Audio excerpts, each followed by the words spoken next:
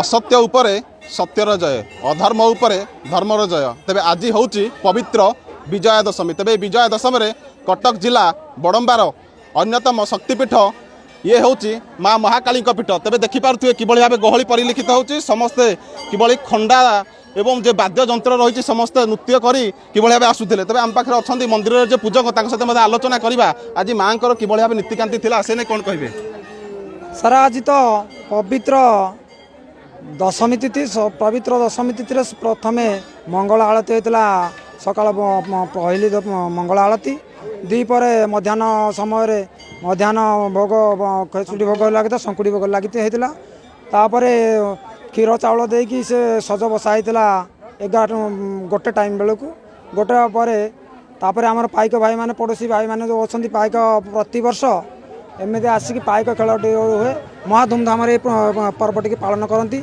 आउ बाहर भी अनेक भक्त मैंने आसिक माँ प्रत्यक्ष कहले न सरे ये से देवी जहाँकि आम 18 गढ़ मान प्रत्यक्ष जोटा कि आमर भाई मैंने अभी अच्छा भी गाँव पड़ोसी भाई मैंने अच्छा से भी निश्चित भाव पूजक जहाँ शुणुले ये माँ होती प्रत्यक्ष देवी जी जहाँ मानसिक करे पाए आम पाखे आउ जड़े भक्त अच्छा आलोचना करवा। आज्ञा कौन कहे आप क्यों आसते आ माँ विषय कौन कहे? ओम नमः महाकाली नमो नमः। मो खारोड़ निकटवर्ती दासरथुर गाँव आसी आम प्रतिवर्ष ये आसू देखापी यात्रा एवं यही यात्रा प्रत्यक्ष ठाकुराणी आमर माँ महाकाली एवं जहाँ को कहुए डाकिले ओ करती जो मैंने पूर्वर किंवदंती रही आमर भावना अच्छी जो मैंने चोरी करती जदि महाकाली को कहुए आसिक नियम करा नियम प्रमाण कर आसतु भय करते बाटे जी जहाँ जिनस दे था पूर्व से सब दे दिंती एवं पूर्वर राजा कथा जो कहुए खारड़गढ़ थिला एठी राजा भी थिले एवं एठी समस्त पूजा पाठ करी राजा जाती युद्ध जयजात करने जयलाभ करती एवं एठी जेते सब पाइक सब अच्छा आम पड़ोसी सब अच्छा से अनुकूल करने एठी आसती आज दिन दशहरा दिन यही सब कार्य कराए। निश्चित भाव शुणुले जड़े भक्तों जे एठारे जो राजा माने गड़ जितिया जाती तेज माँ आशीष ही नहीं जाती कहीं माँ होती बड़म्बा गढ़र गड़देवी जे कि यहाँ केवल सुरक्षा दिखते गड़ को। तेज आम पाखे जो महिला भक्त अच्छा सहित मतलब आलोचना करवा। माँ क्यों आसते माँ विषय कौन कहे? मु आसती आमर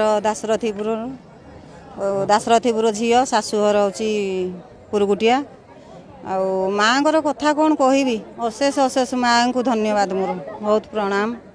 आउ माँ को जहाँ आशीर्वाद कले आमर भी मनस्काम पूर्ण हुए।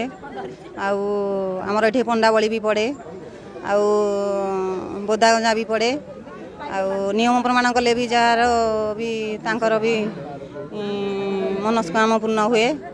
आउ जहाँ भी मन रे कल्पना करिथांती आउ ताहा भी पूर्ण करती। निश्चित भाव भक्त को शुणुले मनरे जहाँ मनोवांछा थाए ता माँ पूरण करती आम पाखे आउ जड़े भक्त आलोचना करवा। आज्ञा कौन कहे माँ विषय? माँ तो जगत जननी माँ तो सब मन भक्तर मन कथा बुझीपारती से नहीं कौन कह?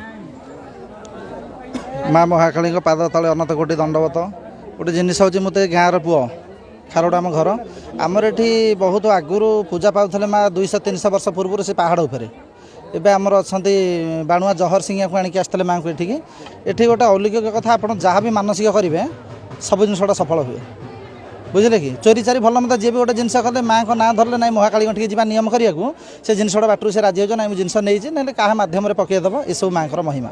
आज जो दशहरा पूजा आम ये जो पाइक भाई मैंने अच्छा आम पाखापाखि 15-20 खंड गाँ आज ये पूजा अर्चना आरंभ हम माँ को तोप फुटा तोप फुटी सारापर आमर ये पाइक आमर जो अच्छा खंडा पूजा हम माँ मंदिर भितर पूजा हो सारापर आम गोटे आखड़ा शाल अच्छी कौटी से दशहरा पड़िया गोटे अच्छी पड़िया पूजा होगी पाइक खेल हुए टूर्णामेंट टाइप गोटे हुए हार जीति कप माने अच्छी सिल कप किए हारला जितला एमती सब हुए एमती हो सारापर एठू आसिकी पुणी माँ पाखे समर्पण करके पूजापूजी करके निज बाटर जाते।